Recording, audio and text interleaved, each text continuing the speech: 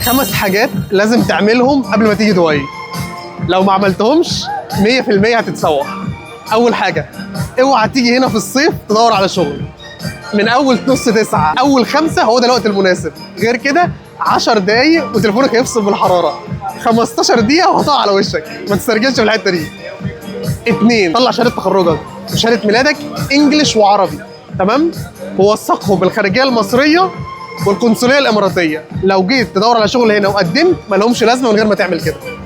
3، لو انت بتعرف تسوق طلع رخصه دوليه رخيصه في مصر، وهنا تأجير العربيات رخيص، هيسرع تدويرك على الشغل وهيريحك احسن بكتير من لو ركبت مواصلات.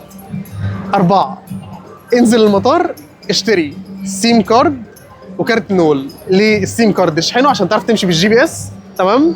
وكارت نول ده هو الكارت اللي الناس بتستخدمه هنا عشان تركب المواصلات، مترو، باص كده. 5، السالاريز هنا مينيمم عشان تعرف تمشي 3000 درهم مينيمم. اكتر من 10000 انت ابتديت تخش في الحته الكويسه. فوقيها كمان كل ما تبعد على 10000 انت كده في الحته بقى الكويسه جدا، تمام؟ دول اول 5 حاجات اتكلمت فيهم. هتكلم في 5 حاجات تانيين الفيديو الجاي. اعمل لي فولو.